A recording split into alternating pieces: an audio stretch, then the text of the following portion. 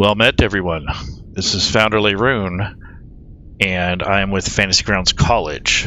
Today's topic is Hell's Heroes. I'm going to make some player characters. We're going to theme them after some Avernus type material. Going to theme it so that they have some sort of background that has to do with Avernus and the Nine Hells. Today we're going to work on some devilish type characters.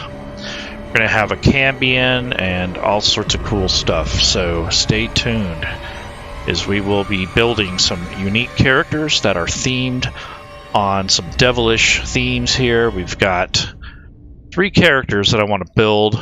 They're all allies. I'm just going to call them Hell's Heroes. So first up, we have Fatal Flame Tamer, or they know her as Fatalia. She is a Warlock, and she's a Tiefling. Her consort, or her best friend, or lover, or whatever you want to call him, is Cambion Hellseeker. Cambion is a Cambion character, and he is basically like her bodyguard. I haven't decided what class to make him, but I'm really thinking of making him just a warrior that basically favors that big morning star, so we'll see what happens there. And then Erebus the Deceiver. I'm going to make him a bard. He is basically going to be the infiltrator, the person who collects information. Does a lot of disguises, has a golden tongue, does all sorts of things to help this trio of adventurers. They are going to be in the Baldur's Gate, and they are basically commissioned to go out and find different things to bring back to their patron. I haven't decided who their patron is. Maybe you guys can help me. But Fatalia, or Fatal Flame Tamer, is going to be a Warlock. Maybe a sorceress, but more than likely a Warlock, because she's going to have a patron. And then Cambion is there to support her. That's her muscle. And then Erebus is kind of there to watch her back and to make sure that things go smoothly. And he also goes out and he gets, information, and he collects resources and that sort of thing.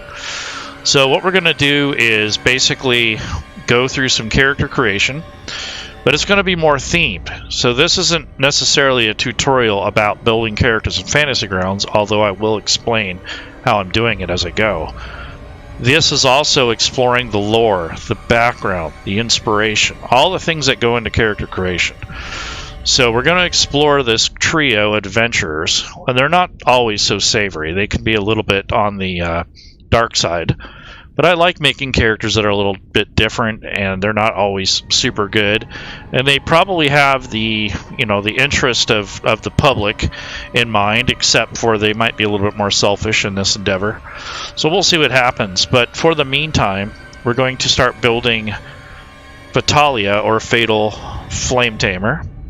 Like I said, she could be a fire sorceress, or we could make her some sort of patron of some kind of devil or something like that. We'll have to find out. But initially, I think I'm going to roll some dice, and then let's see what happens. So I apologize if this broadcast is going to be a little bit long, but I'm going to just build characters. And if you guys want to give me some input, or maybe you want to give me some ideas. But those are the themes here. They're hellish, kind of Avernus type characters. They make appearances in Baldur's Gate occasionally. They were around during the fall of Elturel, which is one of the main cities that was involved with the Avernus campaign. And they basically leave and come back to the prime material plane when they're going to return to their base of operations. So let's get started. So right now, just as a heads up, the Hell's Heroes are just something I just made up today. I don't know if I'm going to necessarily stick with that. I was going to put the Harbingers of Hell, and then I thought, that sounds more like they're trying to bring hell on Earth. That's not what they're trying to do. They basically want to keep hell where it is, and they want to keep the status quo. But they have to fight all kinds of different factions and You know, they have enemies, and they are basically agents of one of the devils. The other thing is that, you know, they're not always evil. They have some good intentions to them, or at least aligned with good. Also, they don't get along with the Kraken Society. They're at odds with them right now. The Kraken Society is basically an offshoot of the Mind Flayers, the Illithid. And they're more kind of aquatic, oceanic type, you know, Sword Coast kind of faction. And Hell's Heroes sometimes clashes with them because their ideals are different. And then you also have fire and water competing.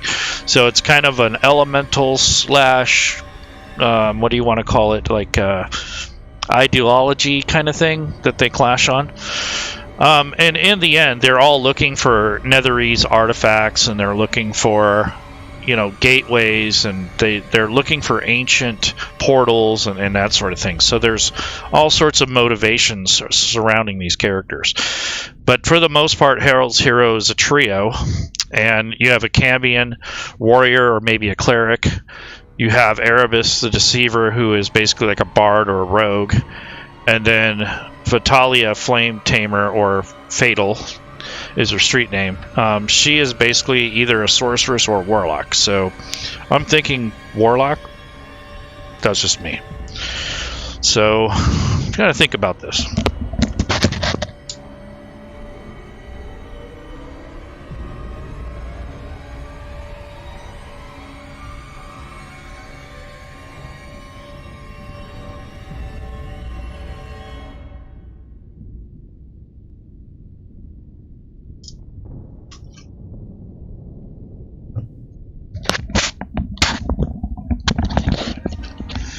Alright, so let's see. Streaming. So Vitalia is basically hasn't been created yet. I made her a token and a portrait using the online tools, and then I have the token maker. I haven't rolled her stats up yet, so I'm going to use the formula. So in Fantasy Grounds, you can type /die, which means to roll dice. And I'm going to do 4d6. Keep the highest 3, or you can drop the lowest 1. It could be d1 or k3, however you want to write it. And I'm going to drag and drop this into the hotkeys. So now when I roll, I'm just going to roll 6 stats. So I'm going to click it 6 times, and it will actually roll in the chat 6 times. Let's see what we get.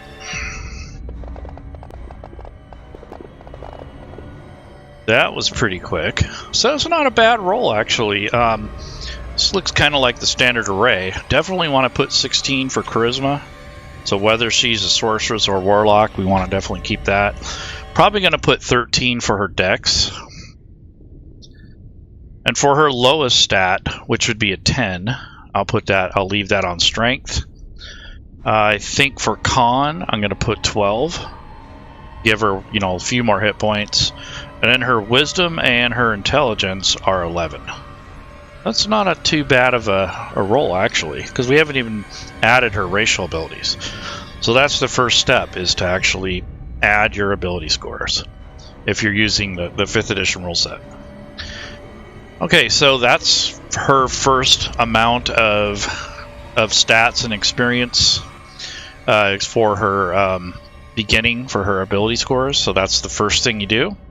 Second is a background. So I've loaded a lot of content. So go to my library, and when I go here, you'll notice that I've loaded a bunch of Rob Tui's coding effects modules for magic items and for adding additional content. I added the Baldur's Gate Descent into Avernus and the other adventure that was made online for just Baldur's Gate, and this was published on the DM's Guild. I got the core books. I've got some interesting magic items. I have a module that's basically called Baldur's Gate City Encounters. I have the Baldur's Gate Descent into Avernus players thing loaded up in case I want to pull anything from there. I have Tasha's, Xanathar's. I have a bunch of faiths and of the Forgotten Realms, so those are like religious things. And then Legacy of Heaven and Hell is a module off the DM's Guild, and it gives you more options for the devilish and the angelic races. So if you go to the reference manual, and the Legacy of Heaven and Hell has some races, and it's basically Asmar and Tieflings. So if you pick the Tieflings, you get a lot more sub-races. So that's why I have that that option loaded. And then I also have Matakure's monstrous races. So if I want to build a Cambion PC, I'll have some of the stats for it. So monstrous races 1 and 2, they're available on the DM's Guild as well. Here's some spells that are unique to Baldur's Gate. There's some urban archetypes, so I might want to use that for our rogue. And then there's some other things that will help round this out. One module I did forget that I want to load and make sure I have is the equipment guide. Matakure, the comprehensive equipment manual, that has a ton of gear, even from older editions. And that's a bunch of weapons and stuff. I mean, it has some repetitive stuff in it, but it has a ton of content in there. So that's what I have loaded. I have a bunch of stuff that has to do with Baldur's Gate and Avernus. So that's, and then I have some other things to help round out your characters depending on what they are. So that's what I have loaded in the library, a ton of character creation stuff. Now, I wouldn't do this if I had players at the table. That's too much content. I would specifically ask them what they want to build and just load some of that. But since I'm on my own, I have my own table, no one's connected, I'll go ahead and load all that content up. So, let's see. Yo, Drake, what's up, man? Yep, so basically I'm going to start building this character. So I got her stats already. They turned out pretty good. Just rolled the 4d6, dropped the lowest, which worked really nicely for her. Her name is Fatalia, or Fatal, or Fatalia Flame Tamer. Basically, she is the centerpiece of a trio of adventurers. The Hell's Heroes. They have a couple other allies, but they're kind of stopgaps or come and go type. I might even make them sidekicks. We'll have to see. But for class and level, she's going to be about 4th or 5th level. I kind of want her to be a mid-level, so she's got a little bit of oomph behind her. And so the next step is background. So I'm going to go to the backgrounds group here, and I'm going to look down this list and see if any of these match, or maybe some of these will actually come to pass. And I think I did not load the Sword Coast Adventures Guide, so I want that, because that has some other things in there. Yeah, here we go. Sword Coast Adventures Guide. I forgot to load that. So, yep, there we go. So now we'll have a ton more of those backgrounds to pick from. So, let's see. Born of Magic. What does that do? Yeah, you're born that way. That's kind of a sorceress type thing. So maybe. Let's see. Folk hero. Maybe not. She could be a faction agent. I don't know what faction she'd belong to, but it's definitely not the Kraken Society. So we'll see about that. Let's see. She could be an agent of some sort, like a Harper agent. Maybe she's a far traveler. Yeah, that might be cool. She probably came from inland somewhere, far traveler. Let's see, Halrua is probably where she is. Or maybe she's from, let's see. Not from Karatur. Molaron, maybe. It's from the east somewhere. I know she's from there. Yep. Zakara, maybe. Not the Underdark. Anyways, I think Far Traveler might fit her easier. But then she can also be an emissary where she's bringing... Yeah, that could be a good thing. I'm going to make her the emissary. That sounds like a really cool background. So I'm going to go ahead and drag and drop that in here. And when I do... Whammo, all this stuff is added automatically. So if you go to her skills, she gets persuasion, and then any two from among deception and persuasion. So I think, let's see, persuasion and deception. Delete these, it didn't carry over.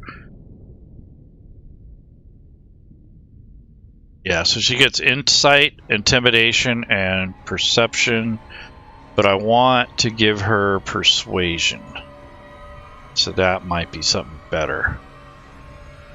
Yeah, so she's going to have those three. So it says here that, let me make sure. She gets one of language. She gets any two from among deception, insight, intimidation, and persuasion. So she doesn't get all of those. So I think insight would be good and persuasion. So she gets those two. So whoever worded this kind of goofed it up, but it still works. So that's good. And now that she's got the emissary, now I want to pick what race she is. So sometimes you have to be careful with the races, the way they're built, if you have third-party content. So what I'm going to do is drag and drop the actual race from the races table, and then I'm going to kind of be careful how I pick it. So I'm going to go to race, and I want to go to races, and I want the Tiefling, obviously. Now here's the Cambion, cool. So I know to look for that later. So the Tiefling is probably on page 3. At the end here, because there's a lot of races here. So, nope, page 4. Here we go. So here's the one from Legacy of Heaven and Hell. So I want to drag that one over, because that's the one I want to, the book I want to work out of. You can use any of the books here, but don't use the Tiefling variant if you can help it, because that kind of messes things up. It does give you other things, but I'm just going to be working out of the Legacy of Heaven and Hell, and I make sure I pick the right one. Okay, so here's all the sub-races. So now I need to figure out what bloodline or what devil.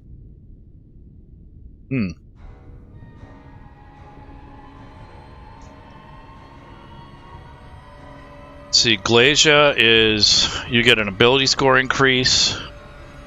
She's like a criminal mastermind, grants her tieflings magic that is useful for committing heists. That might be cool. Zariel is the main hero. Legacy of Avernus. You get Searing Smite and Branding Smite. You get Thaumaturgy for free. That might be a thing. I like it. It's not bad. So she's going to be 5th level, so she'll have that capability. So we'll see. So that's the Legacy, and then you get an ability score increase. So you get Charisma increases by 2 and Strength by 1. Holy crap. That might be the one. Let me look at that again. So that's Zariel. You know what? That may just be her patron. But I don't want her too tied into the story, so we'll see. Are you prepping to run? No, not really. Lord Alliance would work. She is from Canada. Yeah, right. Yeah, so the one from Canada is this Levistus. He's the ice guy. The Mephistopheles gives you Charisma of 2, Intelligence of 1. So I think that's pretty common straight across for these most of the sub-races. So what else do we have? Fierna. You have the Legacy of Flight. You get Charming and all that kind of stuff, so that might be interesting. I think that would be cool for Erebus the Deceiver. And let's see. And then you get the basic score increase, which is cool. Beelzebul or Balzebul. Let's see, what do you get? Ray of Sickness, Crown. Yeah, that's not her style. I think, honestly, and then she can be based on one of these other devil types. So the Nabasu have a Chilling Gaze, Infernal Legacy, Hellish. See, those are the ones that are kind of standard like, because they get a Hellish resistance, and yeah, maybe that might be a thing. The Hezru get this Stench, and they get this Abyssal resistance. The Succubus, Incubus, they get Skilled Liar, Charming Deceit. See, that would be good for that other guy. She's more of a magic type thing, so I think I need to find something that's more centered around magic. There's the Hellish resistance. Let's see, I don't want the Shadow. I can write Abyssal resistance again. Mesoloth is more of a power build. Now Feshni, ooh. So she could be, she would have the Abyssal, so she's be saving throws against Poisoned Edition. Innate Magic would give her Dancing Lights, Cantrip, Misty Step, and Fear. Well, that's not bad. Chain Devil. Nah. This is where it takes me forever, because I have to go through these and see what they give us. So Yugoloth Legacy. You get the Infestation Cantrip, no thanks. Let's see. Infernal Blooded. That's their basic one there. Bearded Devil gives you Steadfastness. Arcanoloth, Arcane Adept. That's close. That's really close. You know what? I'm just gonna pick. Let's see. Disputer is the Liar, maybe. Thaumaturgy, Disguise Self. Yeah, this would be good for the other guy. You know what? I'm just gonna pick. What's her name? Zariel, because that's pretty much as close as we're gonna get.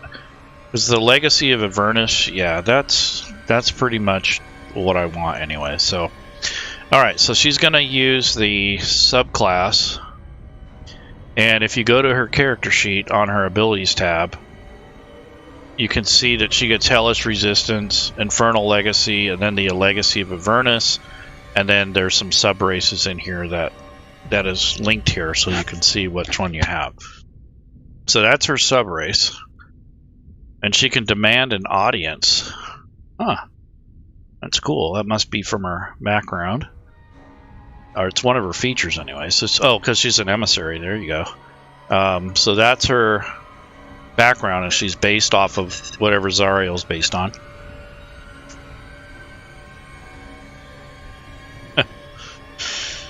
Okay. And now that we have that, now for her class.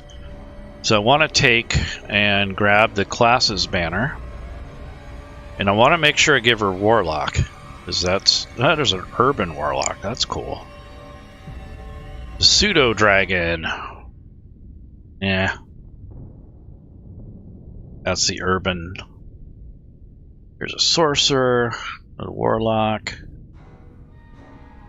Okay, so I'm going to just pick Warlock. The basic one, and I'm going to see what options I get. So I'm going to open up the class and level window, drag this over here. So let's see. Okay, so right away it's asking for the skills I want. So I want to go to my skills tab. So I don't want Insight and Persuasion. So I definitely want Arcana, and probably History or Deception. I think History would be good. And now I have to pick my patron.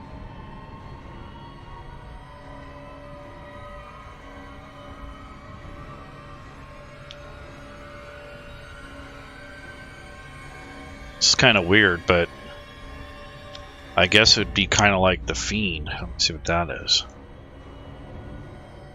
Yeah. Yep, it'd be the Fiend.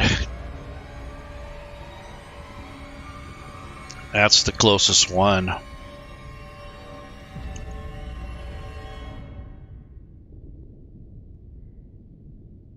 Okie dokie. So that makes her first level. And now I'm going to level her up. So instead of dragging it over 50,000 times, I'm just going to use the same link here. So I go to second level. And then third, I should get her archetype. Or did I already? Yeah, I already got the archetype. That's right. So now I have to decide if I want to give her a casting ability that, you know, a feat, or should I just give her the stat level up? So let me look. So she has a 13 dex, 12 con, 11 intelligence, 11 wisdom, a 20 charisma. How is that? Holy crap. Oh, she got doubled up on that. That's crazy. Something ain't right there. I mean, I could look. Let's see. She got +2 to charisma here from her flame tongue. You know, that was her main thing for her race. And then, oh, see, it got adjusted twice. I don't know what caused that, but oh, the legacy of Avernus, and she got the, oh my god, let's see, this is a class thing, and then this is her race thing. So, or this is her abilities, because she started with 16, and I think she's supposed to be 18. I don't think that's right, because they adjusted her strength and charisma here, but then they gave her +2 again.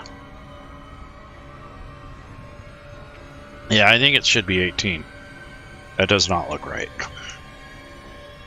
Okay, so 18 it is. That's still good.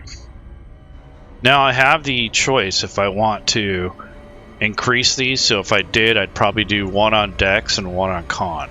So let me see what that looks like. So 14 on dex and 1 on con. Would that do anything? Kinda, sorta. I mean, also I could have just, instead of con, because that doesn't change anything, I can just add 1 to intelligence. That would help her with her arcana and such. So maybe I'll do that, because I don't like to be locked into a feat just in case, because sometimes feats are limited to just that. So I don't really necessarily want to lock myself into just a feat. They're great. I might get like a warcaster type thing, but problem with it is that's all you get. And I think ability score increases help you in the long run more than a warcaster would. So she's a 4th level spellcaster. She's a warlock. Let me look at her abilities and make sure that's not all busted up. It looks pretty good. I'm going to notate what I chose. So I picked intelligence.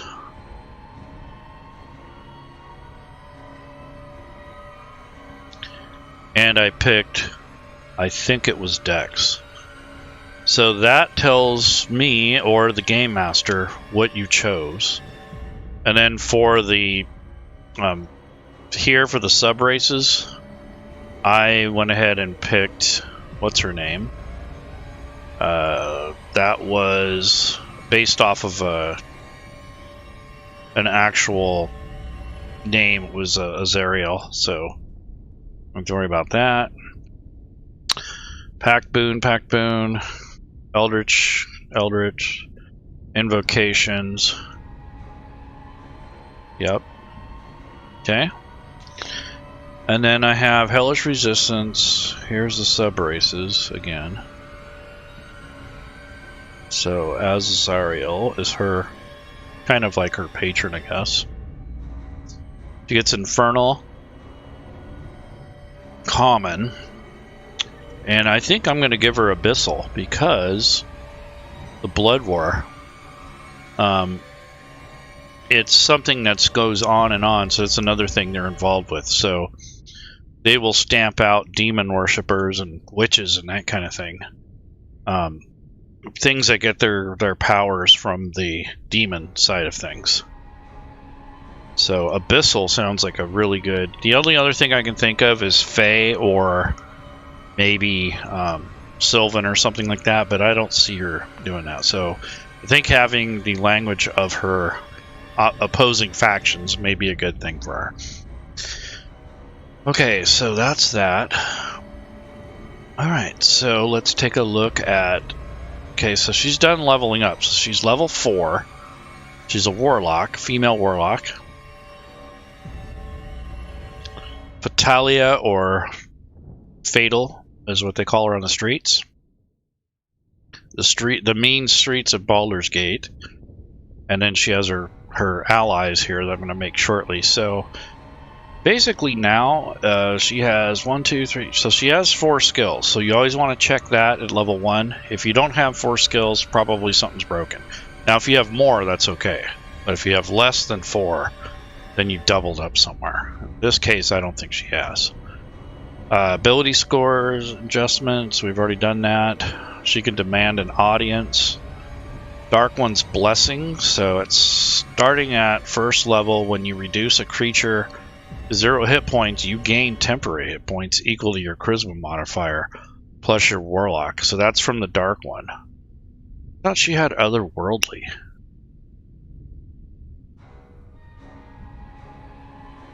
Yeah, so Archfey, the Fiend, or the Great Old One.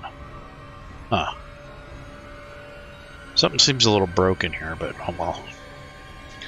Let's see. Legacy of Avernus. That's what she's getting. Okay, so she gets some basic spells. Those are in addition. She gets 1 gaming set. So I really think she's a card player, or does she play chess, or does she roll dice? I'm going to roll some dice to find out. So odd, she's a dice roller. Even, she's a card player. So she's a card player.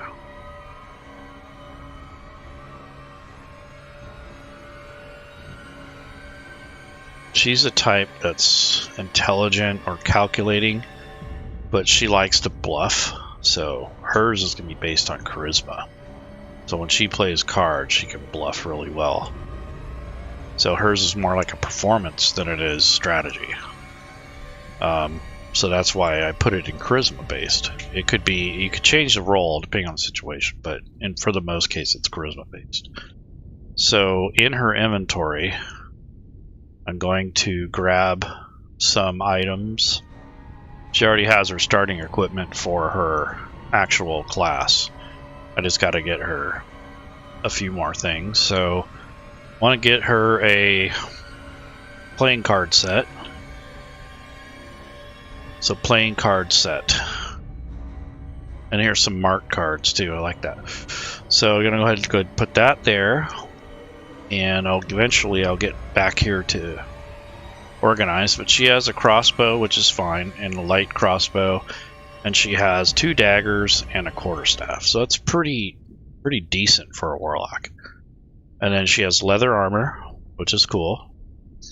I think I might make it studded, since that she's a little bit higher level. So I'm going to go ahead and change that. I don't know if that's a problem or not, but I'm going to give it to her anyways.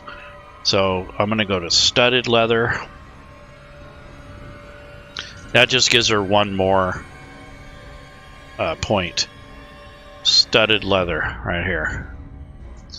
So now her AC is 14. So that's 2 plus the 2 from the studded leather. So that's still not that high. So I don't think we're cheating or anything. Let's see, what else do we have? Let's see, to give her a couple potions of healing.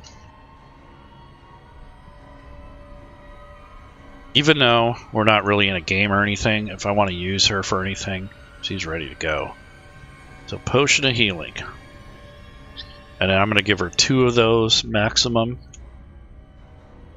And these are vials, so carry those around. She has her playing card set now. I think she has a pouch.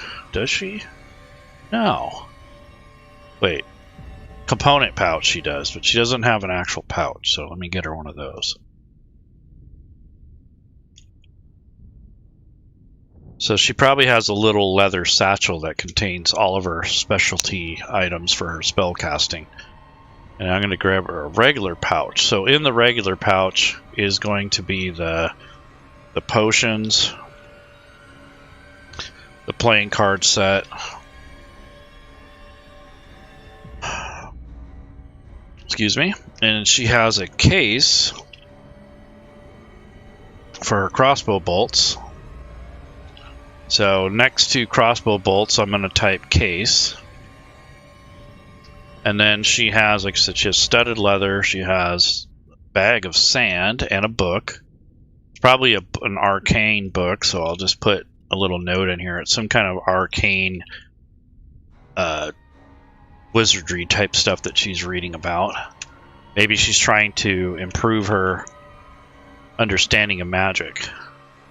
And also trying to understand where the magic comes from, maybe. So she's got her studded leather. She's got a quarterstaff. She's got her healing. She has a little knife, which will go in the pouch. All this other stuff is going to go in her backpack. So her component pouch will just go in the pouch itself, the bigger pouch. Bag of sand will go in her backpack. Her book will go in the backpack. The ink and her pen set will go in the backpack. And I think that's pretty close.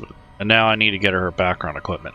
So since I picked a weird one, well, it's not really weird, but I picked a one that's not standard. So what I'm going to do is give her, let's see, she's an emissary, so like a scout or something, or some kind of background equipment like that. So if you have Rob Tui's module, and you go to the parcels, this is the background and class equipment stuff. That, when I say stuff, I mean like packages of different things. And I already have my background or my class equipment, so I need to pick one of these that's as close as I can get. So either an acolyte or something that a wizard might have, or an agent. So maybe a hermit. Let me see. Pirate. It's a cultist. Spy. Urban bounty hunter. Zentarum. Let's see. Hermit. I think I'm just going to give her the... maybe the courtier, because she's... she has her stuff that she has, from her emissary. So courtier has some fine clothing and a pouch with some money in it. That's not bad. That's pretty basic. So let's do that. So she hits a courtier's background equipment. So she gets 5 gold, and she gets some nice clothes that she can dress up in. So throw those in the backpack. So that's pretty basic. It's not bad. And there's your starting equipment for your classes, which she already has those. So far I like what she has. It's pretty cool. Thinking about giving her some sort of magic item, so I need some help on this. So she's a warlock, and she's a tiefling. So I want to give her kind of a magic item. It could be a ring or a cloak. Anything that's not a weapon, and if it is a weapon, it'd probably be a quarterstaff. But a ring or a cloak or some boots, something like that. Like I said, she does a lot of traveling between the Prime Material Plane and Avernus. So maybe you guys can help me pick out some sort of magic item for her, because she's a 4th level character. She has a couple potions of healing, and that's it. She doesn't have any other magic items, so I think having like a +1 item or some sort of, maybe her leather armor is +1 because her armor sucks. But I don't want to necessarily stack her, her stuff in her favor necessarily. But I think I like the idea of either a +1 quarterstaff, a +1 ring of protection, or maybe a cloak of something. I don't know. If you guys can think of something, let me know. But right now, she has all her stuff right now. And she's female. She looks like she's about 26 or so. She's about 5'8" in height. It's kind of tall, not real tall. Maybe 125 pounds, soaking wet. Kind of petite. Her alignment. So I've been thinking about this. So she's not really evil, but she's not good. Not chaotic neutral. So maybe just neutral evil.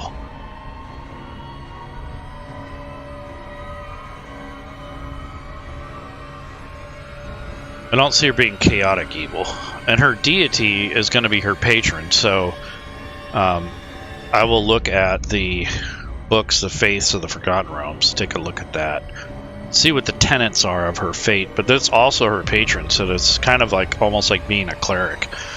So I want to go to the library, and then I want to look up this Faiths of the Forgotten Realms, because it has a lot of the religious type things. So let me look at the table here for this. So this has, oh yeah, so this has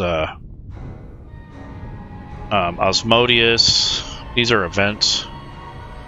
So that is something that I don't need right now, but it looks cool. That could be your framing event as to how you became who you are. Let's look at number 3. Yeah, so this has some more. A real Behemoth. Yeah, so that's kind of cool. And then the first book that came out is, let's see, that's Faiths 2. So Faiths 2 players. Let's look at this. So let's go to story. So this has drow and dwarves and gnomes and halflings and orcs. So that's not exactly what I wanted. Let's see, number 3 kind of got more into the infernal stuff. So let me look at the story on that.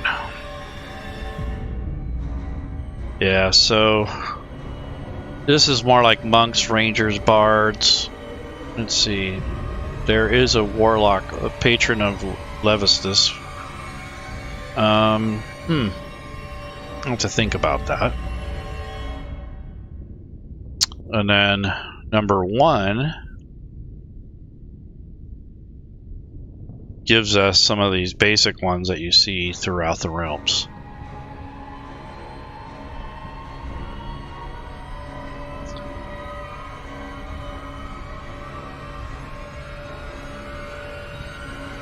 Yeah, I don't see anything that really fits, although she may recognize one of the higher gods or goddesses.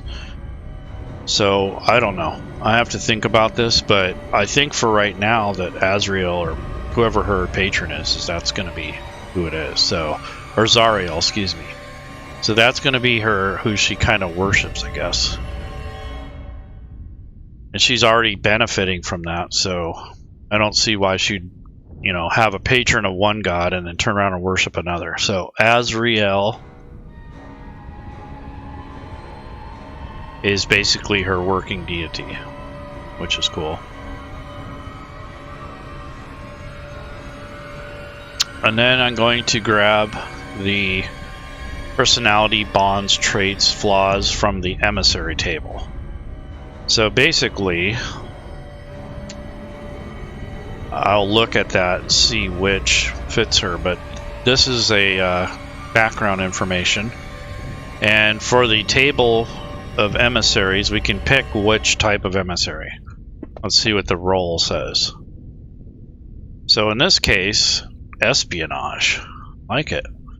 So her main thing is espionage, which is cool. Maybe it has something to do with the blood war, so I like that.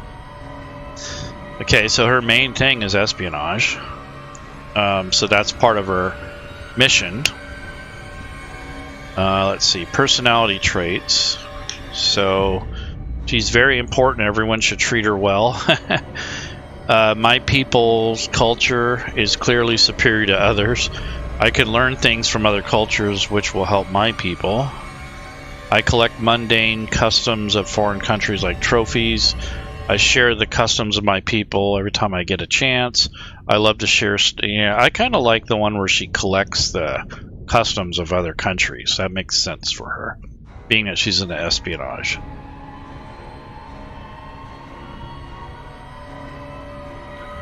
And her ideals is, let's see what the role says. The role says isolationism. I seek to isolate my people from the outside world. I don't think that's her. I mean, I could see her doing that, but I seek to bring my people to the glory of war. I seek peace, trade. I seek to open trade with other peoples. Kind of like the war thing, so conflict is her idea. So she's involved or embroiled with the blood war somehow, so that kind of makes sense. Blood war between demons and devils. See, I must complete my mission at any cost. I like it. She wears a badge of office with pride. No, it's not good terms. Have difficulty. I have someone at home who I can see until who I can't see until. That might be good. I'm emotionally closest to the person to whom I was sent as an emissary. That's probably it. I'm enamored with a culture foreign to my own, and after completing the mission, I hope to return among them. No, she's going to be close to whoever it is that she has been sent with, and that is going to be her friend or boyfriend. This is Damien Hellseeker, so he's going to basically, that's who she invests herself into in that regard. Emissary flaw. Now, I'm not saying that she's a weak woman and she needs a man, but I'm saying that that's who she trusts the most, so that's who she wants to be around. The well-being of my own people is my sole concern. Take great offense, even in the most innocent faux pas. I openly mock social customs of other cultures. I flaunt activities which are acceptable in my own culture. I'm utterly incapable of understanding foreign cultures, or I assume that others adhere to my people's culture without any evidence that will do so. I think that the well-being of her people is her concern. Wait, I take great offense to those most innocent faux pas. I'll just fit that one. The well-being of her own people is her sole concern. That could very well be a flaw, and it is. Okay, so that's basically her background. I like that. And she can demand an audience, so when she goes up to authorities or dignitaries, as long as they're not hostile, she can meet up with folks. That's pretty good. I like it. So that's some of her background. Now let's see what she does. So I haven't thought about the magic item yet. So, maybe just a ring of protection, or I don't know. Let me see. Items. I'm going to go to spells, and I'm going to look at the rings, because this is the coded version. So, first of all, I'll grab the item. So if I go to abilities, or inventory, I'm going to go to items. And this will bring up the ring of protection. Or something of protection anyways.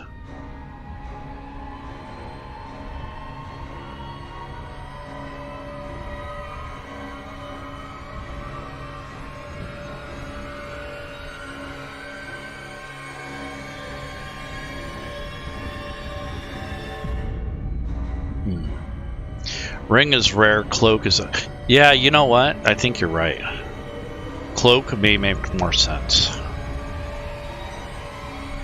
So, cloak it is.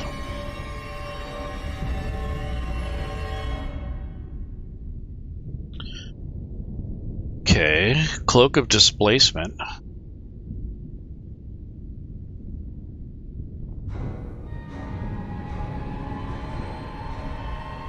That might be cool. Here's a cloak of protection. There you go.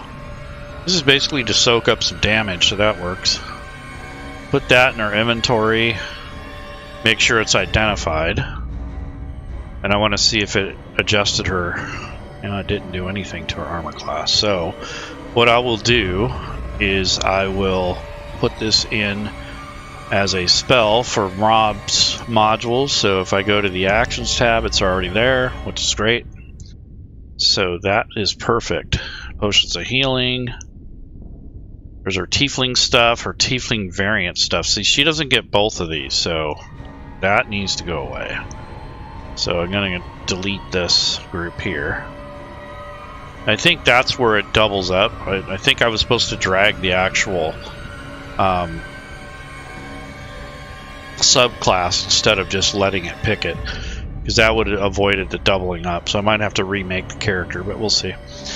And then she has her Warlock stuff now and her standard actions. And okay, that's cool.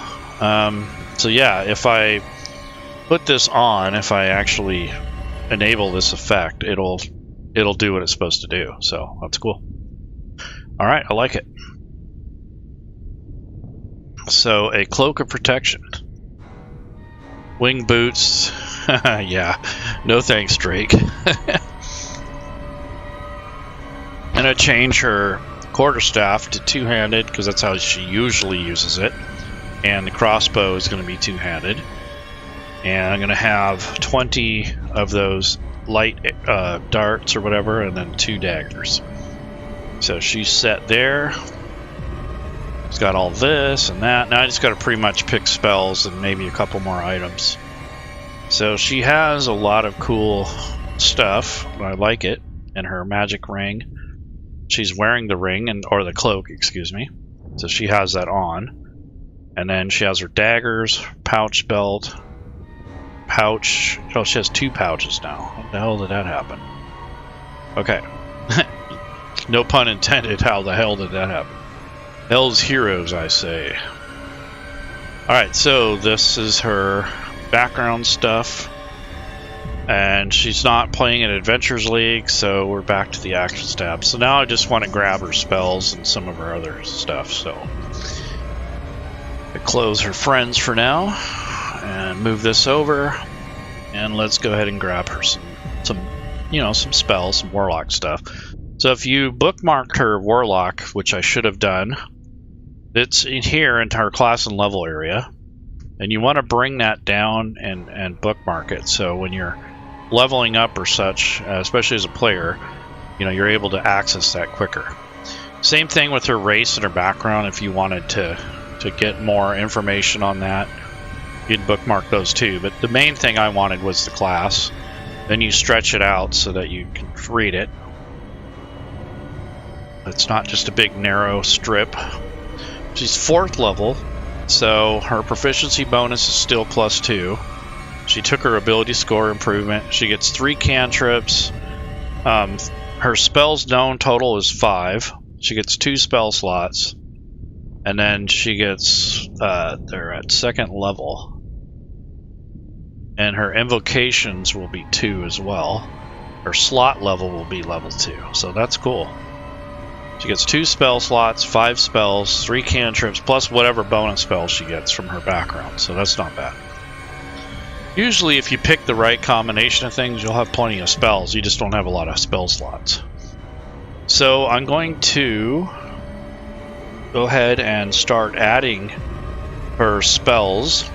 First want to look at her legacy spells and make sure that I have all that figured out.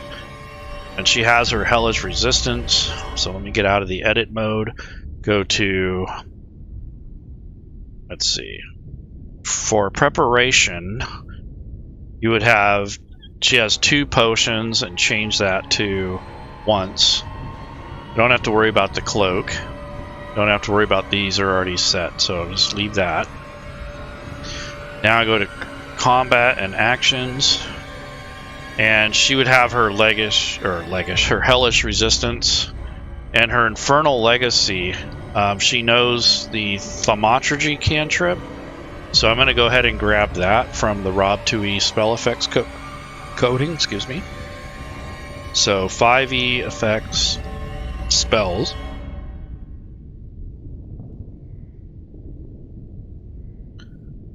Let's see, do I even have it loaded? Yeah, there we go.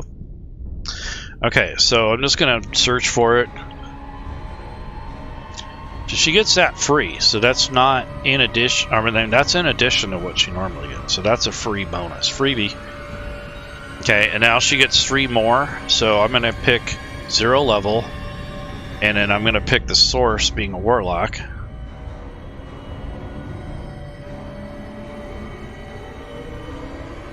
And so she has the fiend, so they don't have any specific ones, but for level 0 warlock, you needed to pick the regular warlock and get rid of this. And what does the fiend? I'm not worried about it. So Eldritch Blast, definitely gonna get that. So that's part of her thaumaturgy and her. That's a a good thing to have. Now I need to get a couple more. So I usually like going for utility and for. So that Eldritch Blast is really going to be her main thing. I think maybe Mage Hand would be something that she might need. So I'm going to go ahead and grab that. And she gets 1 more. So I think Minor Illusion or maybe the Blade Ward to protect her from, she goes hand to hand with somebody. Because other than that, all the rest of these are kind of utility. Magic Stone, Minor Illusion, Poison Spray. Prestidigitation works pretty good, but I think Thaumaturgy is kind of similar, so I don't need 2 of those. So I think Blade Ward, which is it's not bad. You trace the sigil, and then you have protection against different types of attacks, so that's pretty good. So I'm going to go ahead and grab that. Because that's basically like a freebie. I mean, it counts against her total, but having that activated and just being able to do that every time is really cool. Toll of the Dead is nice for saves. Yeah. Toll of the Dead is nice for a save. Yeah, I agree. I might do that. Let's see. Where is that at? Yeah, it might be a thing. It's pretty offensive. And the Blade Ward just gives her what? Just a general... Is that advantage? I think that's what it said. Oh, you have resistance. So, I mean, they're both good. I think I want the resistances, because that's against bludgeoning, piercing, and slashing. So if she goes against anything toe-to-toe, it's going to help her with that. That other one there is more like an add-on to additional damage, but maybe one of the other guys will have it. And after you get to 3rd level, you can cast Hellish Rebuke once per day as a 2nd level spell after completion of a long rest. So she gets Hellish Rebuke. That's really cool. I need to get rid of that filter. Okay, so Hellish Rebuke is a level 1 evocation. So I'm going to put that under her Warlock stuff. That's basically what it is. And I have to remember that her spells are based on charisma. So anytime you have a different type of spell casting thing, you want to make sure you set that, because it may or may not parse right away. Notice that. I don't know if you've ever noticed that, but once in a while when you add your own custom content, it doesn't parse the DC rating unless you go in and actually click on it, and then all of a sudden it starts to work. I don't know why that happens. At least it happens to me quite a bit. Let's see. So that's Infernal Legacy. You can use that once per day, and then this said once per rest on this one, so I need to set that to 1. And it says Hellish Rebuke. Oh yeah, that's not the right one then. Hellish Rebuke, not Resistance. So that's once daily. Dark One's Blessing. Yep. So that's a kind of a freebie there. So that's cool.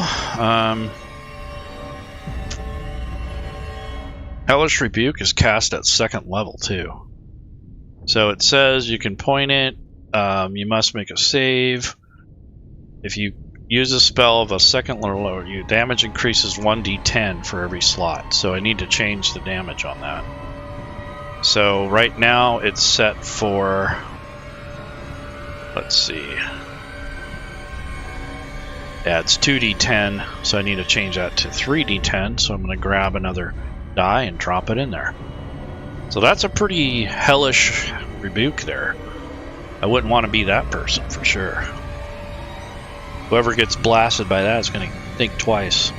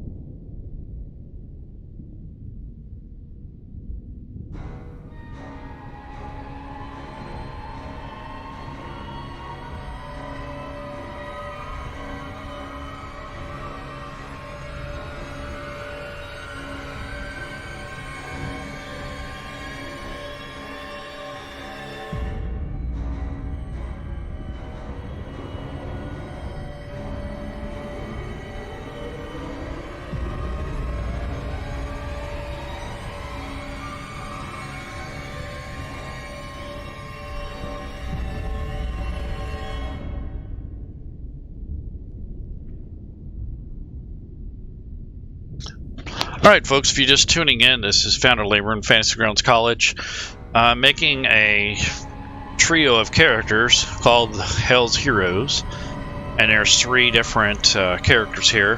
Right now I'm working on Fatalia Flame Tamer, or they call her Fatal. There's also going to be Erebus the Deceiver. He's basically like a bard or a rogue. And then Damien Hellseeker. He's going to be either a cleric or some sort of warrior type. I haven't decided yet. But that's what I'm working on right now. I'm just finishing up this character here, picking her spells. Right now I have her cantrips, and I'm looking at her bonus spells. So it says at 5th level she can cast Darkness. She's not quite there yet, so that's all she gets for bonus spells that I know of. Let me see what else we have here. So Infernal Legacy, yeah, so she has that. And Legacy of Avernus. So she gets, wow, Searing Smite.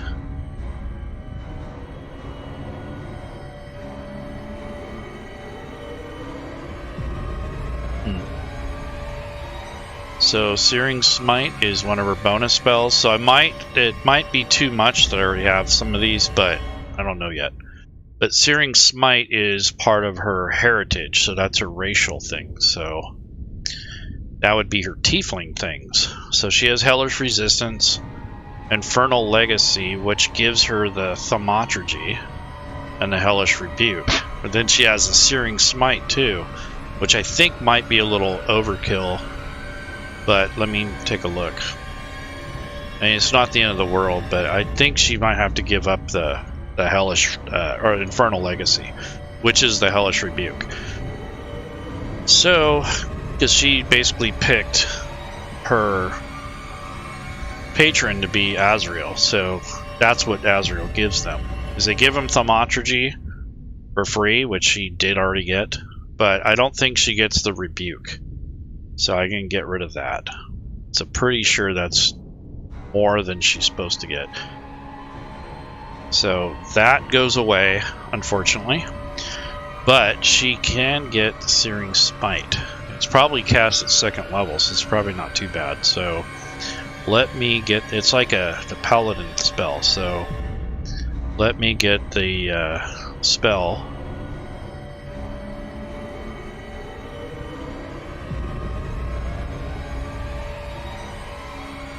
I have to get this off filter here. Okay, Searing Smite. So she gets that, and it's going to go into her Tiefling thing. It does quite a bit of stuff, so yeah, that's incredible. And her stuff is based off of charisma, not intelligence. So there we go. So that is part of her background. Let me double check that because let's see. Yeah, legacy. See, she doesn't get this infernal legacy. That's if you pick a generic Tiefling. She's a specific one to a specific legacy. So she gets the Montrage. She already has that. She gets Searing Smite. It's a bonus action. And I guess at higher levels, you get an extra d6. So I'm going to go ahead and change that. This is what I was looking for. So her Searing Smite now becomes a little bit higher in damage. So if I open this up, I'm going to drag another d6, drop it in there. There we go. So now it's properly leveled for her actual character. So it's a bonus action itself, it's concentration, and there's some other thing going on with it. So it's a lot. So on a successful save, spell ends, blah blah blah. So that fixes that. Now the Branding Smite doesn't come in until she's 5th level, I believe.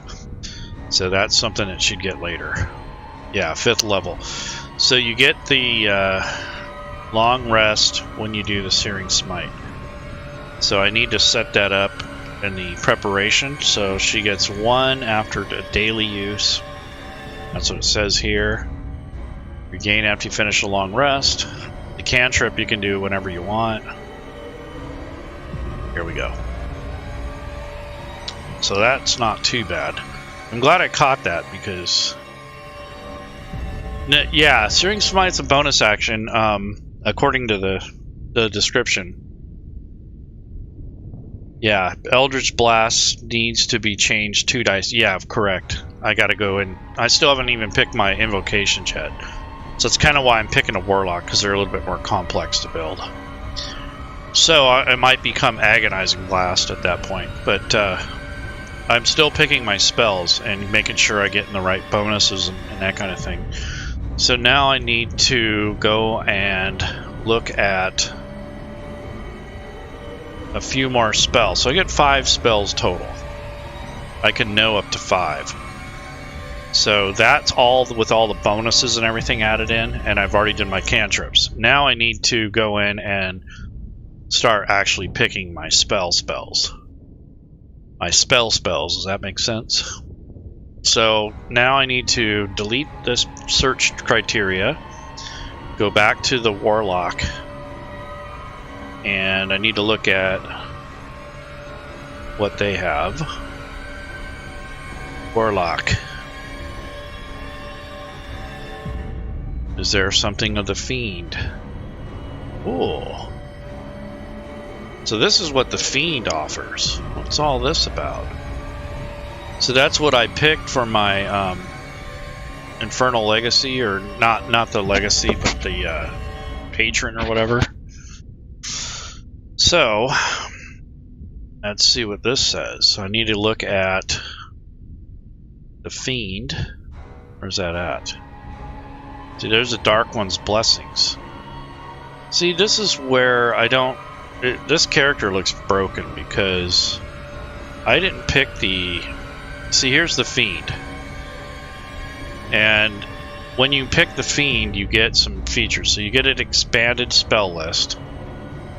So that's what this stuff is here. So I want to grab at least a couple of these. So I think, let's see, what spell slot level. So second level for spell slots. So, I mean, she can have a couple first level ones. So I think let you choose from the expanded spell list you learn for Warlock spells. So maybe Burning Hands, I don't know. I don't think I need it though. With Eldritch Blast. Yeah, it's almost the same thing. It's just more of the same. Maybe Command would be better. Yeah. But then that's based on kind of a wisdom type thing, so I don't know. Scorching Ray looks awesome. I think I can cast those. Yeah, I think I'm gonna grab Scorching Ray as one of my spells.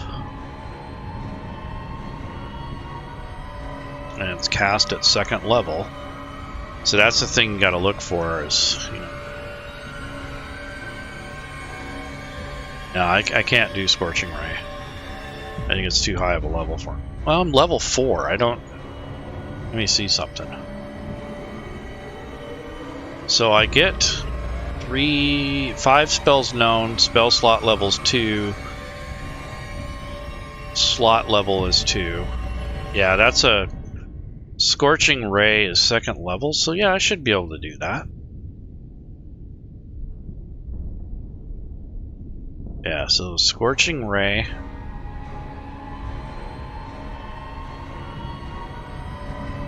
And then the rest, I think, are going to be like first level spells, so I'm just going to filter this to the regular Warlock. And then I'm going to go to level 1. Okay, so Armor of Agathis might be something I want to do. Arms of Hadar.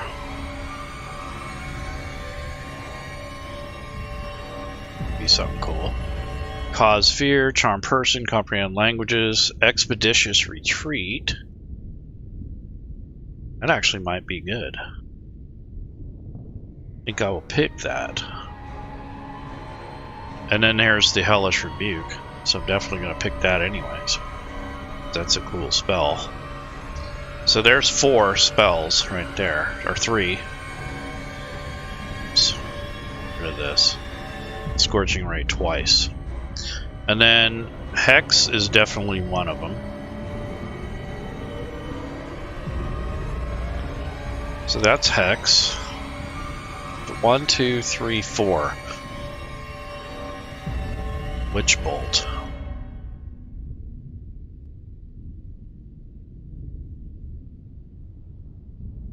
Yeah, Witch Bolt looks good. Alright, so that's basically her spells. A lot of offensive spells and a little bit of control spells, so that's not bad. So she's got some decent spells in here.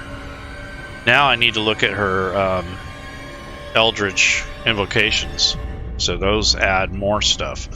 So when you're building a Warlock, you really got to go through and look at all the stuff, because as you can see, mine was a little bit broken. I had some stuff on there because of the way I picked some third-party content.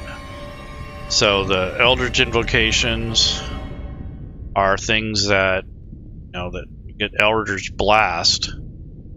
But one of my invocations is going to be, let's see, Chilling Blast, you have to have Eldritch Blast. I don't want Chilling. Chromatic Blast is your Eldritch Blast cantrip, and you can choose to do whatever type of flavor you want. So it could turn to fire if you want it to. So let me take a look at that. So Hellish Rebuke, Eldritch Blast. So right now it does Beams of Light. Is it just magical, or what is it? It is Force. Okay, so you can change that to fire. So I might do that. So Eldritch Blast as fire, because that's based on her her actual upbringing. And then as far as damage goes, I think she can also cast this at a higher level, so 2 beams at 5th level. So no, she doesn't get a extra damage unless I pick something else. Not till 5th level, so okay. I'll say Eldritch Fire Blast because it says Chromatic Blast when you cast. Oh, you can change it every time. I didn't see that. I don't want to deal with that. That's a pain in the butt. So I'm just gonna go back with Force, and it's good to have a different damage type so that you're not stuck with just all fire. Let's see. So those are just some of the Eldritch invocations. What's the other ones? And some of the basic ones. Dark One's Blessing. This one is a feature that, yep, you get this one.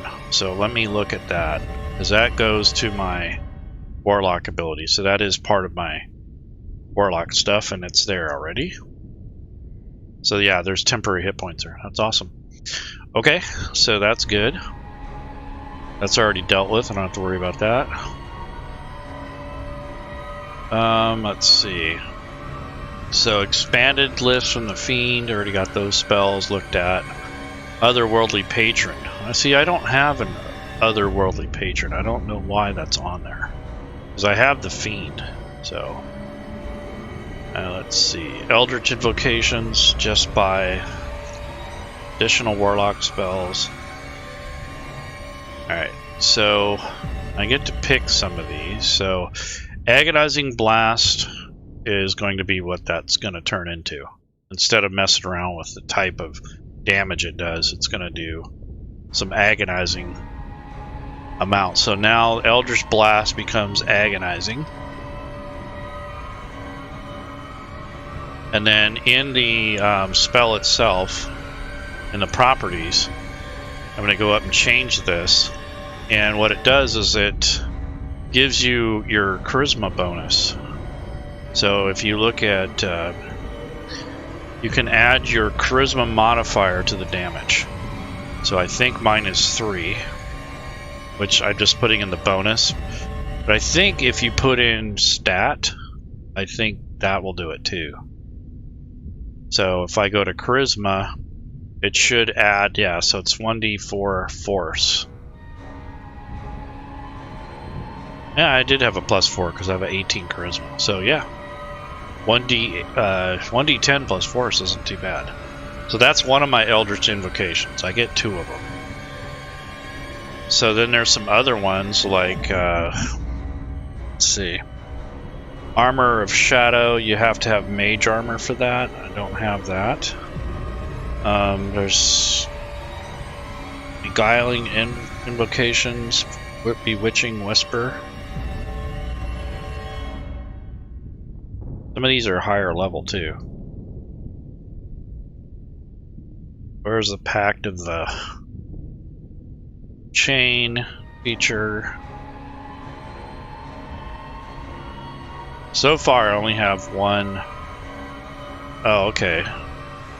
Fiendish Vigor. So you can cast False Life on yourself at will as a first level spell without expending a spell slot or material component. That is cool, so you can pretend you're dead. That is so cool. I might do that. So I'm going to look up Vigor, or Vigor. You know, I have to get rid of these filters because you won't find it if you're looking in different areas.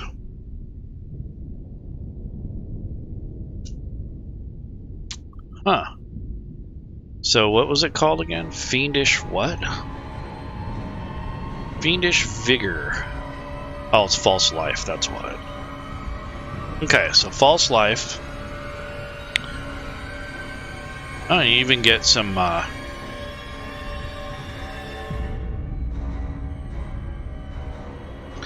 you can bolster yourself with Necromantic Facile Life.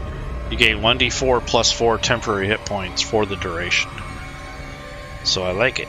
So false life, and it's a cantrip base, so let's see, what does it say?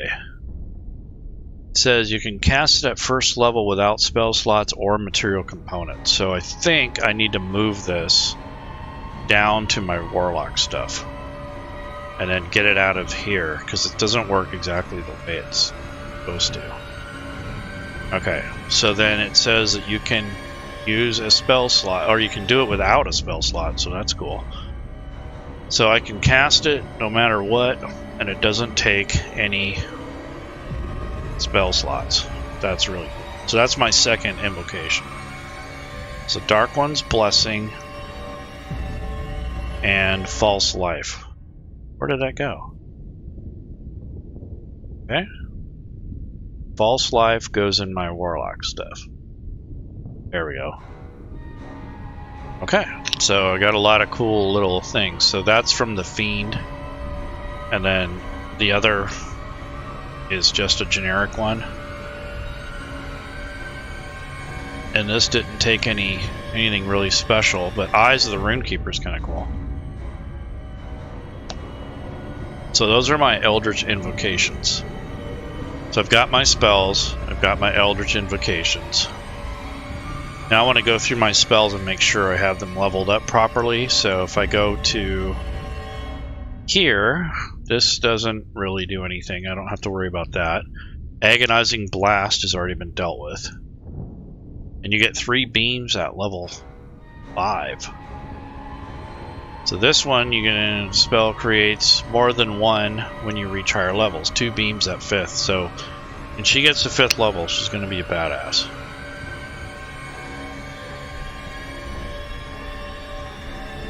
Yeah, I looked at that, Drake. Some of them just kind of look redundant, and I don't know. It just looked like they're cool spells, but they don't do what I want them to do, so that's why I had to do that. Now, let's see. I mean, I can look. Let me see if there's any more. Let's see. Spells. Go to 2nd level. Then go to get rid of that. And then go to Sources Warlock.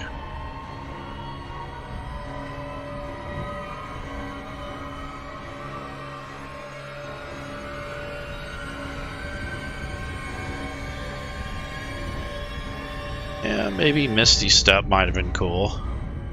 Let me look at the 1st level spells. So you got the retreat thing, you got the... See, the Expeditious Retreat, I can get rid of that, but... I don't remember why. Maybe I'll get this Misty Step instead. There we go. Suggestion, Misty Step, Invisibility, Person. Yeah, I don't really see a lot of... Crown of Madness might be something. Yeah. I think I'm good. So that's got a couple more. Got another high level spell, which is good. Scorching Ray. Okay, when you cast this at a spell slot of 3rd or higher, so not quite there yet. Which is Bolt. Let me check that out, so... Yeah. So that needs to go to 2d12.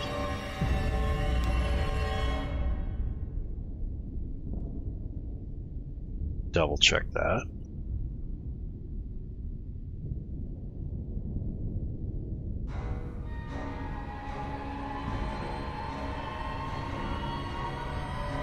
Yeah, so if you use a 2nd level slot, it increases by 1d12, so that's right. Hexblade, Hex. Yeah, that's 3rd level, so I don't need to worry about that. And Misty Step, does that do anything? Nope.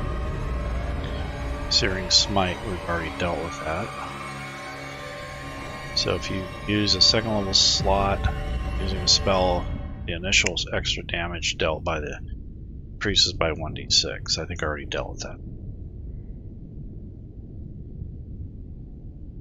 Yeah, it's already at 2d6. Okay, so looking good.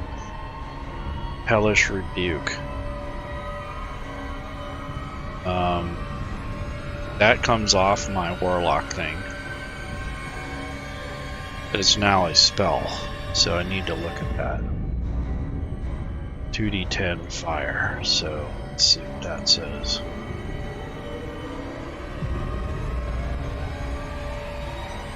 Cast the second one. Yeah, so that needs to be 3d10.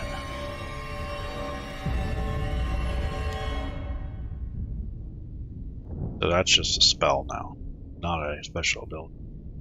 Okay, so that's basically her, in a nutshell. I think that went on for quite a while, so that's the process of making a Warlock, which can be kind of confusing because you get all these different entries in your abilities area, and that can really throw you off. So you need to look at each one of these and reason through it, because you know this Legacy of Avernus is what I should be going by. But the hellish resistance is kind of a universal thing between most of all the subclass or subrace, and then here's your light armor, one type of gaming set, and simple weapons. So everything she has that I know of is simple as far as weapons go, and she has all her actions and her items. Cloak of Protection is active. Her passive abilities are active, so she has hellish resistance from fire, and she has her Cloak of Protection on, so that's all ready to go. So this is some stuff that's passive, but you got to make sure that those are turned on before you start playing. And then I have the handedness correct, and make sure you're using the right amount of hands. There we go. And now I'm going to save the campaign, even though you don't have to. I always do, just as out of a habit. And I will return another day and build the other characters, because those take some time. But that one was the hardest one, was to build those. That particular character was the most difficult, I think. I think the rest of them will be a little simpler. I think I want to look at this Cambion Hellseeker. So maybe I will stay on for a little bit longer, because I really am excited to build him, because he's actually going to be a Cambion. So I'm going to go ahead and just roll his stats and see how that turns out. So I got my little handy shortcut. So I'm going to clear the chat, and I'm going to go ahead and roll 6 times.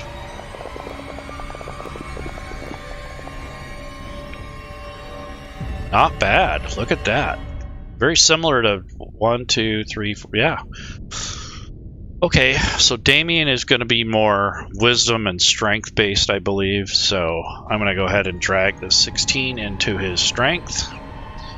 I think 12 in his charisma, 12 in his con, and I'm going to pick 13 for his dex, and I think another 12 for his intelligence. I already used that. So I'll go 12 intelligence, 13 on the other, let's see, and 13 on his con. Let's see, 12, 12. I need another 12, so I think that goes on con. Or dex, maybe. Doesn't have to be that fast. There we go. And then there's no 10, so this has got to be a 12 or a 13. We got 1, 2. Oh, that's a 13. So I'll go to 13 wisdom. So that's that. I'm going to pick his background. So I think he's kind of like a, I don't know, maybe an outcast type thing or something. It's going to be tough for his background because he's not normal by any means. So maybe Child of Bahal, no. Faceless one. Being who you are, you can never be a hero, whether due to your class, your people, or your sins. Something prevents you from effectively pursuing the path you've chosen.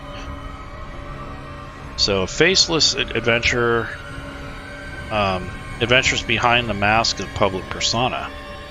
It is natural for them to use a hidden, true face, but it disguises their identity. Roll the faceless persona. Oh, and that's kind of cool, actually. I like that. Faceless one, so he doesn't really want to be seen in public too much, and They usually play their persona, the hero of or extraordinary person they are every day.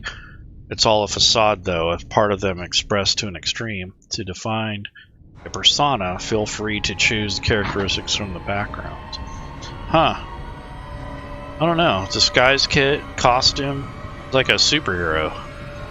Kinda like that.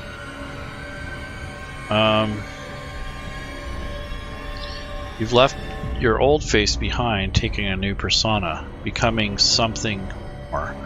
Characters with the faceless background don a disguise, literally or otherwise, as they adventure. Persona might be dramatic or subtle. You know, I think that's a cool thing. So he's going to be a faceless, which is cool because it's hard for a Cambion to run around in a city, or at least a normal setting. So I like it. So faceless one it is. Cool. Alright, so that's his background. And that comes from it's a custom background. It comes from the Baldur's Gate supplement. It's on the DM's Guild. And let's see. So that's his background. Now his race. So I'm going to use the monstrous races. So if I go to the races banner, I want to look for Cambion. So these are not standard races, so I'm using the monstrous races module that Matacure converted, and it's going to be letter C. So I want to go down to page 1. Here's the Cambion, the Fiend, right here. So if I drop this in here, yeah. So I got the extra strength. The size was added. I have infernal language. I have abyssal also added. And then common. And then his trait is flight was added, which is weird. Let me see. Flight. Oh, so they can fly. That's right. They have wings. Really cool. Okay. He has a disguise kit, has a proficiency, and there's the languages. So he gets abyssal, common, infernal, and one of the choice. So that would be, maybe he pretends to be a tiefling. So he's gonna speak Draconic, just for the sake of it. And he pretends to be a tiefling is what he's doing. So that's cool. So he's not a tiefling, he's actually a Cambion. So from being a Cambion, he got +1 to strength, +1 on charisma. So he's doing good there. So he's got a 17 strength, 14 charisma. It's pretty good.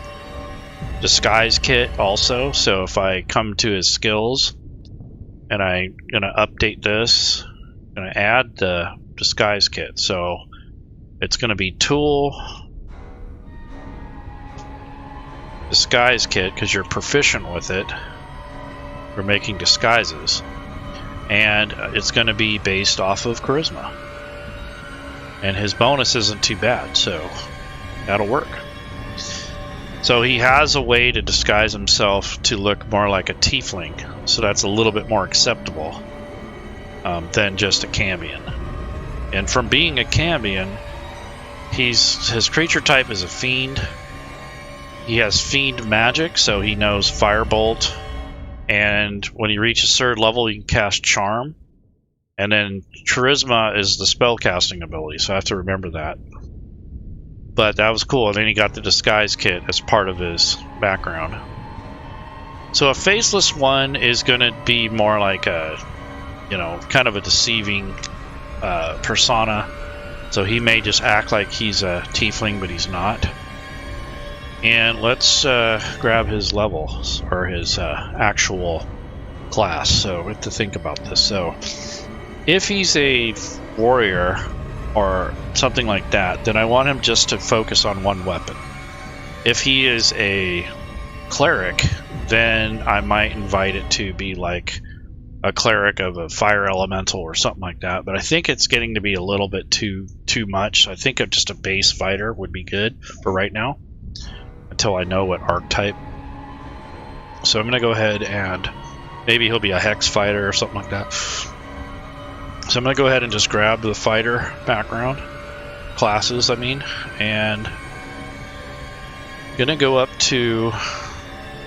So he could be a paladin, but I don't... Or an anti-paladin. That would be kind of cool. Yeah, an anti-paladin. Beyond the mundane life. So the paladin struggles against evil. Creating a paladin, yeah. So that might be a thing, but I don't know. It sounds a little bit too far out. So no paladin. Barbarian, maybe. I don't know. I think just a warrior of some sort is going to be the ticket. So I want to go ahead and grab the Player's Handbook Fighter, drag and drop it into here. Let's grab some skills for him, if that makes sense. So he's got Deception, Intimidation, and he's got the Disguise Kit. So I definitely want to get like Athletics, and then probably Perception, or Survival. Let me see. So he needs to lie a lot, so he should probably do Persuasion, or something like that. But he doesn't have that choice, so Perception it is. Yeah, so there we go. So he has a little bit of martial stuff, but he can also scare people, intimidate them basically. He's got Perception, he's got the Disguise Kit, Athletics, he can lie very well, so that's good. That works. He doesn't need to persuade anybody, he can lie. Okay, so that's part of his first level stuff. Now I'm going to level him up, so just go up 1. So now he's got Action Surge and some other fighter stuff. Now I'm going to go ahead and grab in, and now it's going to want his archetype. So this is where we really have to look at this. So is he a samurai-like? They draw on an impeccable fighting spirit to overcome enemies. And they have a samurai-like kind of background. Yield or die fighting. Fighting spirit, nah, I think that's a little too much for him. Champion. They focus on the development of raw physical power honed to deadly perfection. So they get improved critical. They get an additional fighting style at level 10. And remarkable athlete at number 7. Improved critical, 19 or 20, so that's not too bad. And the Battle Master has all those moves and such. The Psi Warrior is got the psionic abilities. I don't think I want to get into that. A Rune Knight. Let's look at that. I like it. So basically, the Rune Knight gets to have Smith's tools, and you can learn, read, write giant stuff. I don't think so. That's not him. So not quite. So I think the Battle Master is the choice.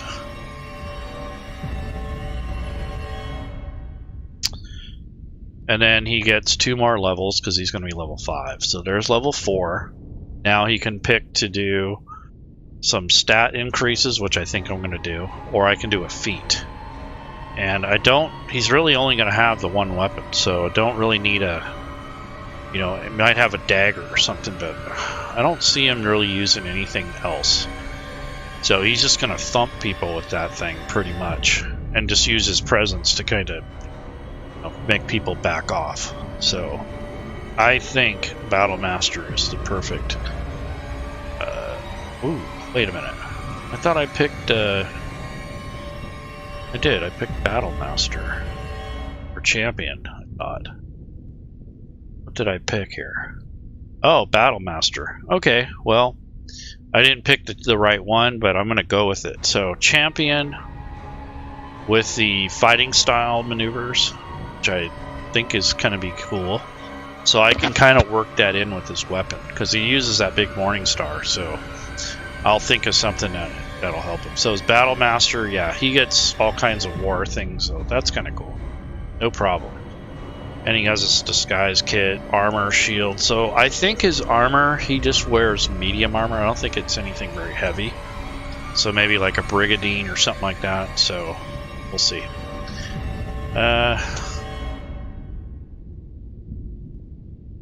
Let's see, what else does he have? So his ability score improvements, that was something I was going to pick. So I'm going to do Dex and one other, which would be probably Con. So let me take a look at that. So 14 Con, yeah, and then Dex 13. Actually, Dex doesn't do much for him, but could do 18 Strength. That might be a thing. So yeah, 18 Strength. Ain't no one gonna mess with him. So that's pretty buff. So this is like a super character here. Even the sorceress or the warlock, she's really really powerful. So let's see. Second Wind, Student of War. What does Student of War give? At third level, you get a proficiency of an artisan tool. Oh, cool. So artisan tool it is. So I think what he's going to do is be like a, he's going to be able to make things like that. So maybe it'll be like a weaponsmith or something like that. He has flight, so he can fly. Interesting. But you can't be wearing medium or heavy armor. Okay, so that definitely puts him in the studded leather category. So here's another studded leather. So that would be something I need to look at. So I'm going to go to his inventory and get rid of his chainmail. He's going to fly around. No battle axe. Shield, does not use a shield. Torch does not need torches. Water skin, maybe. Rations, yeah, but he only needs like 5 days worth of rations. Does he need a rope? No, because he flies. Crowbar, doesn't need that. Doesn't need a hammer and pitons, or whatever you want to call them, pitons. Doesn't even need the crossbows, so that or the crossbow. So really, doesn't have jack diddly. And being a faceless one kind of cancels them out of the background equipment. So let me see what that says. Well, he gets the disguise kit, so I'm going to get that. So he's going to keep carrying around a bunch of stuff.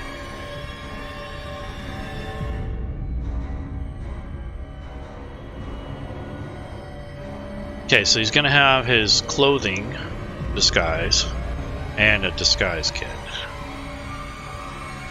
So that's basically it. And then I'm going to give him a pouch.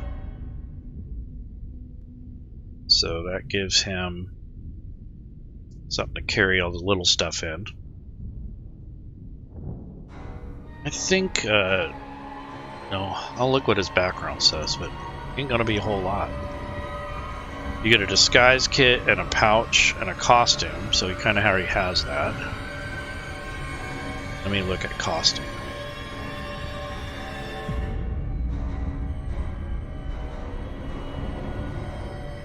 Yeah, so he already has that. Disguise kit, disguise clothing, and a costume. So here's his superhero costume. So he has plenty of things to dress up in. So now level 5.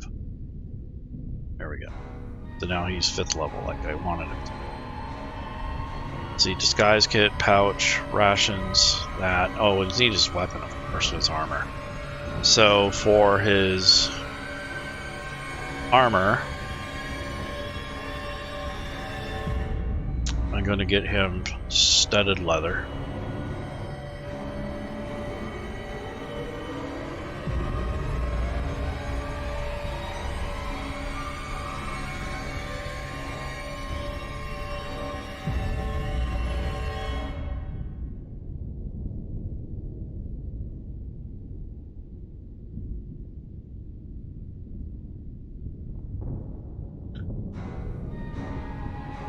Studded, and then Morning Star.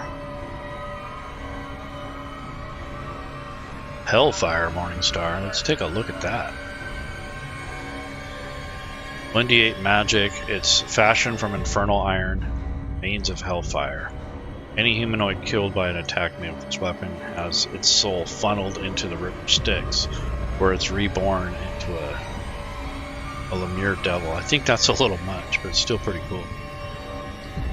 I think he's just going to have a +1 Morning Star, or maybe a +1 studded leather. I don't know. But Vicious Morning Star.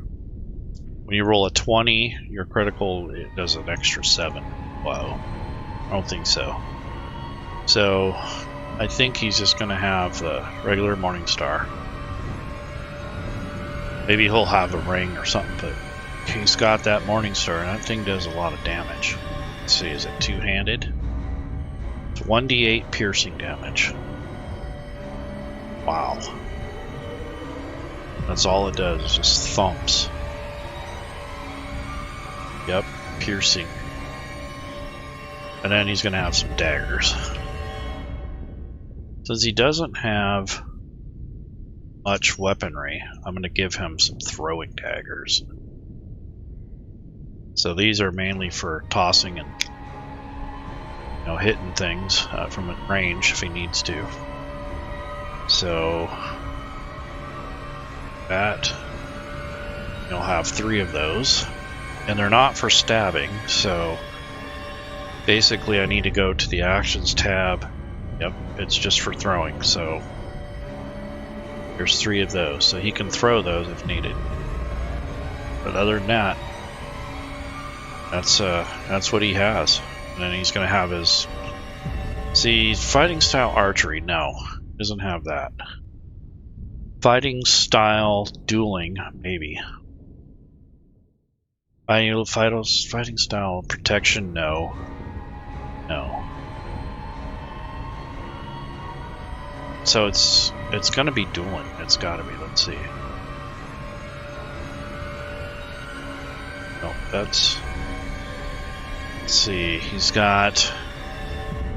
You're wielding a melee weapon. No other. You get +2 to damage. Yeah, that's what he's going to have. Yep. So that's... Dueling is what he's going to go for his fighting style. And then he has Action Surge. He gets 2 attacks per round. He's 5th level now. So that's awesome. Hellfire Dagger. Yeah, I don't see him carrying a lot of stuff around. 'Cause he flies, basically. So it's got to be kind of light. So, Disguise Kit, Morning Star, some throwing daggers, studded leather. Okay. So let's look at his armor. He's got a 13 AC, so I think if he's going to have anything magic, it's going to have to be defensive. But then again, he has some infernal stuff, so let's look at that. So he has Fiend Magic. So he gets the Firebolt cantrip for free. So let's grab that. And Charisma is a spell casting, so I'm going to make sure to change it. So 0. Get rid of the class. And I'm just going to look for Firebolt. At level 0.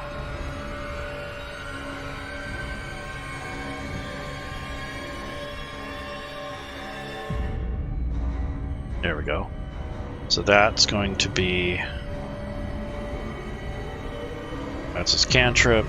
And it says that Charisma is a spellcasting ability, so I need to change that header up here to Charisma, but gets the right bonuses. Cool. So that's his Fiend Magic. And you can do it once per day, so change the usage here.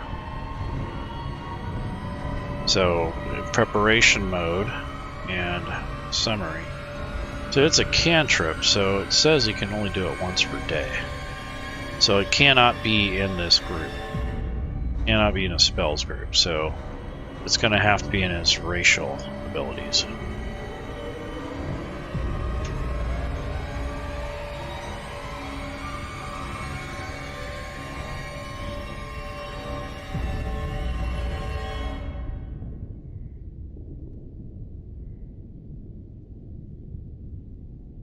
And then it's got to be an actual thing. It can't just be a spell. So now it's once daily. So that way it disappears when you use it. That's what it says in the syntax, so there we go. So let's see. So Battle Master, he gets combat superiority and fighting style, martial archetype. Or he has that. Martial versatility, replace fighting style with other maneuvers from the Battle Master. Combat superiority, so I need to set that up.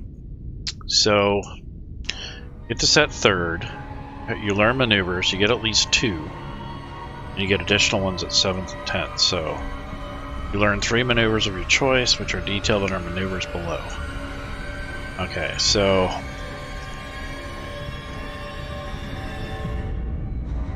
Commander's Strike.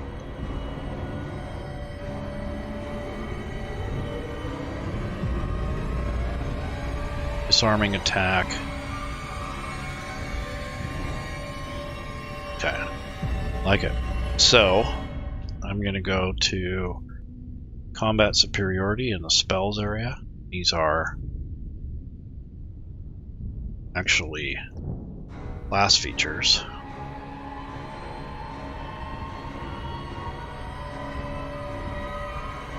So fighter, combat superiority, and I want to do disarming strike. When you hit a creature with a weapon, you expand an opening. You aid the superiority die into their attack roll. The next roll against the target or at the start of your turn. Evasive footwork, fainting attack, spend 1 and use a bonus to faint. Goading attack, when you hit a creature, you can spend the dice to lunging attack. Okay, so I want that. Lunging attack. Reach is +5. So that's under his fighting stuff.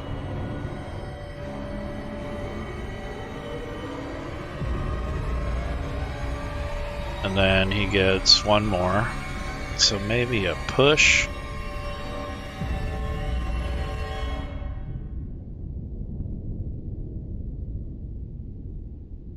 Yeah, I like the push, so that's good. So he's got some pretty cool looking things here that he can run by his enemies. Yep. So there's his superiority. And then how many dice does he get? So superiority dice, you get this at 3rd level. You get 2 additional maneuvers of your choice. The dice stuff is down here underneath the choices. So you have 4, and you gain on short or long rest. So I'm going to just add that. So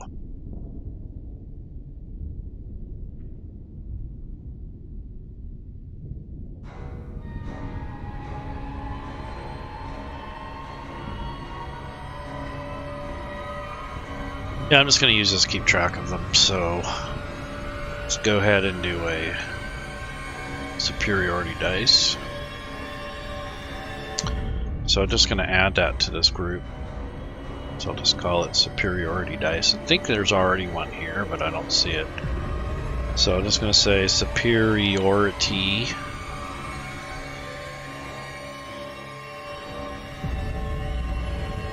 dice. Right click, add action. Really not a cast. That's not something I need to do. All I'm going to do is just change this to, I'm going to put a notation over there for 4, and it's supposed to be a 1d8. And get this 4 of them. So I get 4. Okay, where is that screw? Okay, so 4 on a rest. Yep. Alright. So there we go. So that's basically his setup there. So it's not bad. He gets 1 spell, and it's pretty cool. So that's basically his forte there. Is Damien's basically just a one-trick pony. Just comes out, muscles his way out there. Does have a couple little tricks up his sleeve. Can fly. He's got throwing daggers. Just needs a magic item of some sort to help him a little bit with his armor class. So let me look at the rings. So if I go to items,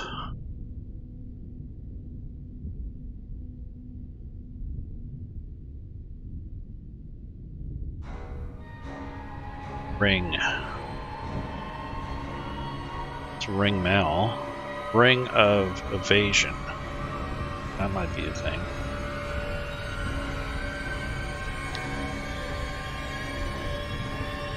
I like that. Ring of evasion. Might be a thing. Ring of telekinesis. Ring of the ram. Yeah, I think I like the ring of evasion. Yeah, that's really cool. So I'm going to go ahead and give him that. That gives him the ability to kind of get out of the way if he's trying to avoid a major attack. So that's a good thing. So let me grab and drag that over onto his item. So that's mainly his magic item is the ring. So here in his inventory, I have to make sure that it's identified. And then it's just basically, he gets to move away from. He gets 3 charges, and they recharge at 1d3. So let me grab the actual coding for it. I'll look under rings.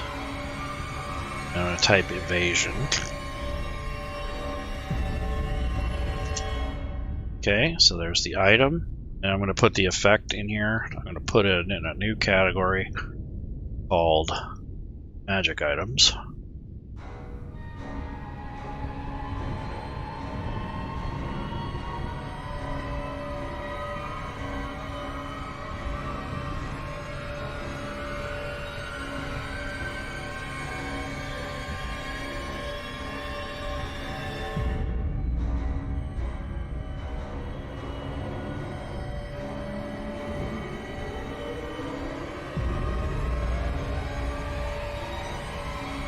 Yep, there's a 3 charges, and get rid of that placeholder. And all it is just a kind of a bonus thing for him in case he needs to get out of the way. That's all he needs to do. That's basically his sheet. It's pretty simple. So I like it. 5th level warrior. You got a 4th level warlock. And I think Erebus is going to be 3rd level. He's the younger brother or the cousin of Damien, or maybe he's related. I think he's related to her. I don't think he's related to Damien. So Erebus is a cousin or a relative of Vitalia. It's Vitalia Flame Tamer, Erebus the Deceiver, and Damien Hellseeker. So I think that's cool. Alright, so that takes care of that. I've been streaming for 2 hours, so it's about a character an hour. So now let's look at Erebus. So Erebus has... So I'm going to roll for his, so...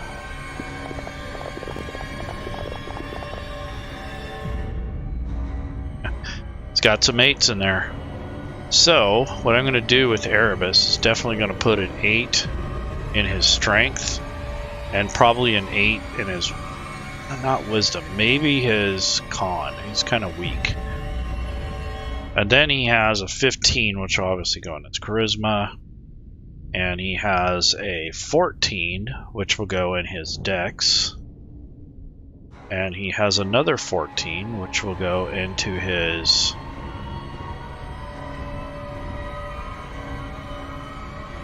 let's go to his intelligence. So 14, 8. Okay, where's the 12 go? Wisdom.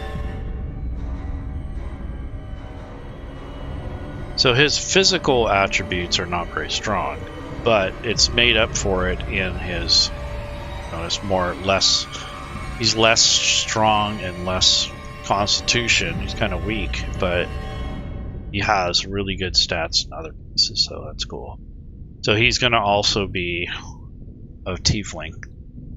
So his background is going to be like a charlatan or something like that. So if I'm going to go to backgrounds, and I'm going to pick the charlatan.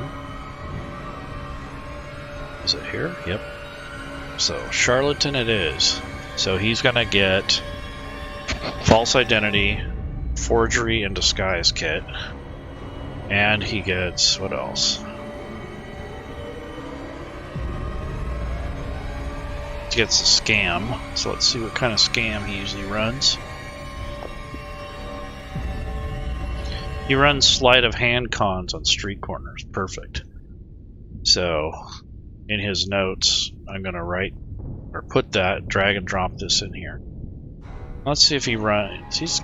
See if he does another one, because they got to have more than one scam. He shaves coins or forges documents. Love it. So that's what he does. That's his two main claims to fame. Stuff he does to survive on his own.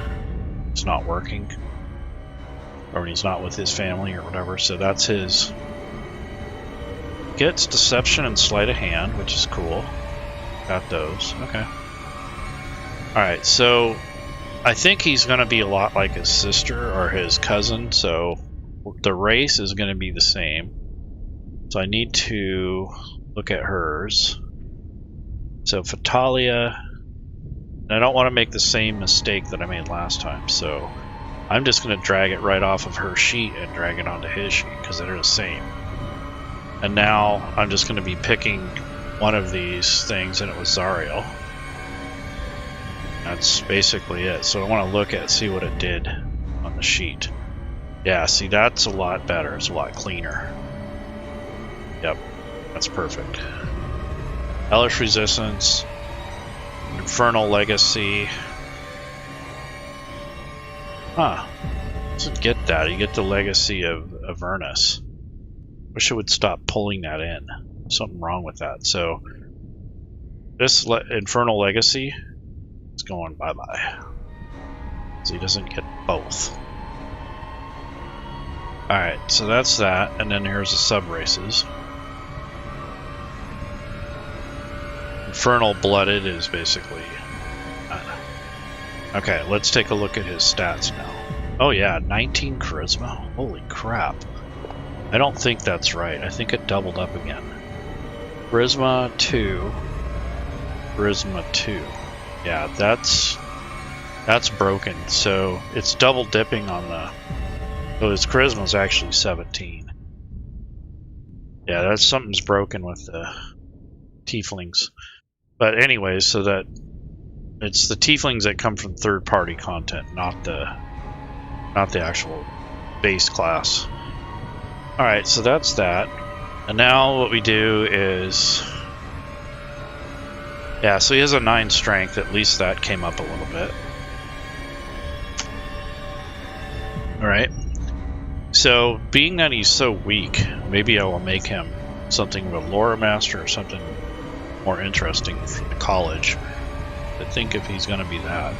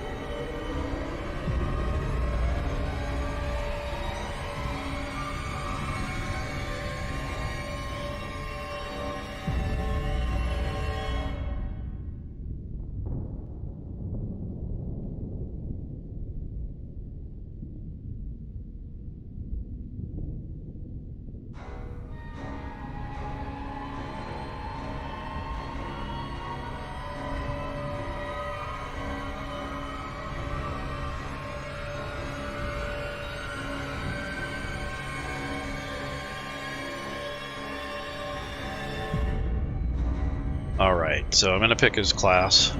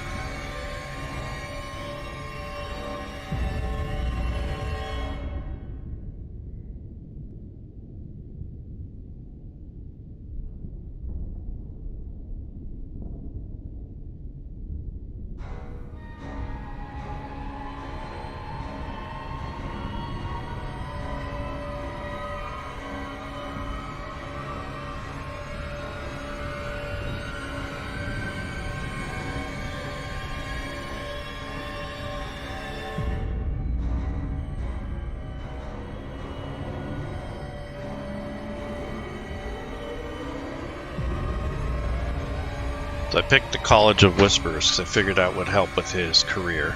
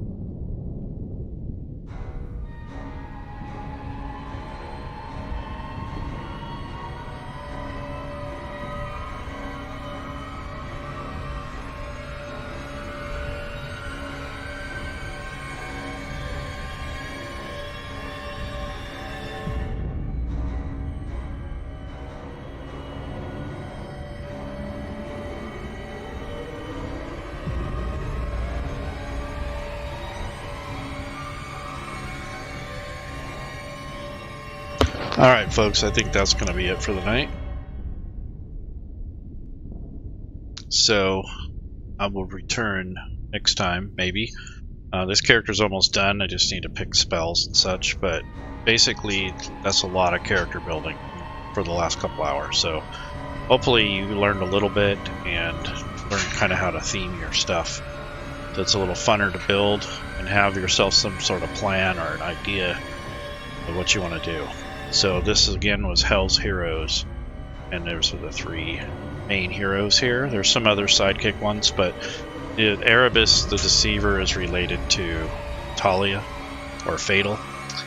Damien is kind of like her friend and her boyfriend or protector kind of thing, and he's a Cambion, so he's not really a Tiefling, but he disguises himself as one so people don't get afraid. Keeps his wings hidden. So basically that's the end of the video. Thanks everyone that's been watching. If you have any questions, leave those in the chat in the YouTube channel. I'll put this up. It'll be archived for the future. This is a long video. This wasn't really meant for teaching, but you know, if you watch it, you'll learn some things.